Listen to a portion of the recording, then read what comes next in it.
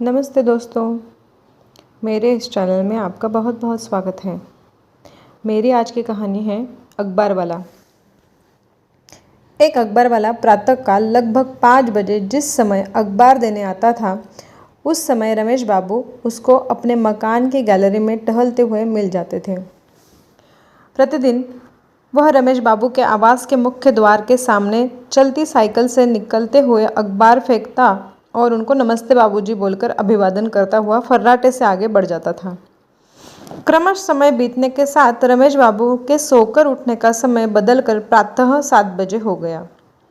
जब कई दिनों तक रमेश बाबू उस अखबार वाले को प्रातः टहलते नहीं दिखे, तो एक रविवार को प्रातः लगभग 9 बजे वह उनका कुशल क्षेम लेने उनके आवास पर आ गया। तब उसे ज्ञात हुआ कि घर में सब कुशल मंगल है। रमेश बाबू बस यूं ही देर से उठने लगे हैं। वह बड़े सविनय भाव से हाथ जोड़कर बोला, बाबूजी एक बात कहूँ। रमेश बाबू ने कहा, बोलो। वह बोला, आप सुबह तड़के सोकर जगने की अपनी इतनी अच्छी आदत को क्यों बदल रहे हैं? आपके लिए ही मैं सुबह तड़के विधानसभा मार्ग से अखबार उठाकर और फिर बहुत तेजी से साइकिल चलाकर आप तक अपना पहला अखबार देने आता हूँ। सोचता हूँ कि आप प्रतीक्षा कर रहे होंगे। रमेश बाबू ने विस्मय से पूछा, अरे तुम विधानसभा मार्ग से अखबार लेकर आते हो इतनी दूर से? हाँ, सबसे पहला वितरण वहीं से प्रारंभ होता है, उसने उत्तर दिया। तो फिर तुम जगते कितने बजे हो? रमेश बाबू ने पूछा। 2:30 बजे, फिर 3:30 तक वहाँ पहुँच जाता हूँ। फिर? रमेश बाबू ने जानना चाहा। फिर लगभग 7 बजे अखबार बांट कर घर वापस जाकर सो जाता हूँ। फिर 10 बजे कार्यालय।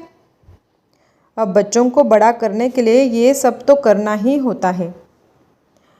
रमेश बाबू कुछ पलों तक उसकी ओर देखते रह गए और फिर बोले, ठीक, तुम्हारे बहुमूल्य सुझाव को अवश्य ध्यान में रखूंगा। अभी घटना को लगभग 15 वर्ष बीत गए। एक दिन प्रातः 9 बजे के लगभग वह अखबार वाला रमेश बाबू के आवास पर आकर एक निमंत्रण पत्र देते हुए बोला, बाबूजी, बिटिया का विवाह है, आपको सहपरिवार आना है। अभिलेखित सामग्री को रमेश बाबू ने सरसरी निगाह से जो पढ़ा तो संकेत मिला कि किसी डॉक्टर लड़की का किसी डॉक्टर लड़के से परिणय का निमंत्रण था। तो जाने कैसे उनके मुंह से निकल गया, तुम्हारी लड़की?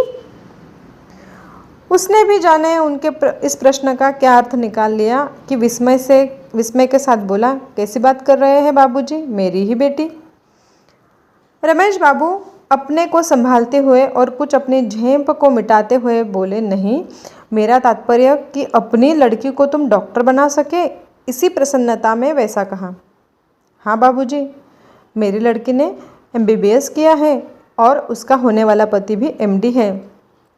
और बाबूजी, मेरा लड़का इंजीनियर के अंतिम वर्ष का छात्र है। रमेश बाबू किंकर्तव्य विमूढ़ खड़े सोच रहे थे कि उससे अंदर आकर बैठने को कहूँ कि न कहूँ कि वह स्वयं बोला, अच्छा बाबूजी, अब चलता हूँ, अभी और कहीं कार्ड बांटने हैं, आप लोग अवश्य आइएगा। रमेश बाबू ने फिर सोचा, आज अचानक अंदर बैठने को कहने का आग्रह मात्र एक छलावा ही होता। अंततः औपचारिक नमस्ते कहकर उन्होंने उससे विदाई दे दी। इस घटना को 2 वर्ष के बाद जब वह पुनः रमेश बाबू के आवास पर आया तो ज्ञात हुआ कि उसका बेटा जर्मनी के किसी नामी कंपनी में कहीं कार्यरत था। उत्सुकतावश रमेश बाबू ने उससे प्रश्न कर ही डाला कि आखिर उसने अपनी सीमित आय में रहकर अपने बच्चों को वैसी उच्च शिक्षा कैसे दे डाली। उसने कहना शुरू किया, बाबूजी, इसकी बड़ी लंबी कथा है, फिर भी कुछ आपको बताए देता हूँ। अखबार, नौकरी के अतिरिक्त भी मैं खाली समय में कुछ न कुछ कमा लेता था। साथ ही अपने दैनिक व्यय पर इतना कड़ा अंकुश कि भोजन में सब्जी के नाम पर रात में बाजार में बची कुची कद्दू, लौकी, बैंगन जैसी मौसमी सस्ती मंदी सब्जी को ही खरीदकर घर पर लाकर बनाई जाती थी।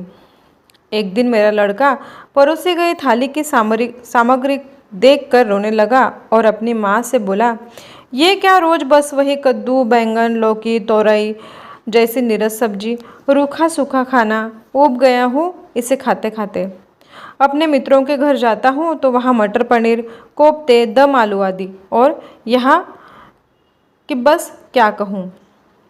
मैं सब सुन रहा था तो रहा न गया और मैं बड़े उदास मन से उसके पास जाकर बड़े प्यार से उसकी ओर देखा और फिर बोला, पहले आंसू पोंछ, फिर मैं आगे कुछ कहूँ। मेरा ऐसा कहने पर उसने अपने आंसू स्वयं पोंछ लिए। फिर मैं बोला, बेटा सिर्फ अपनी थाली देख, दूसरे की देखेगा तो तेरी अपनी थाली भी चली जाएगी, और सिर्फ अपनी ही थाली देखेगा तो क्या पता कि तेरी थाली किस स्तर तक अच्छी होती चली जाए।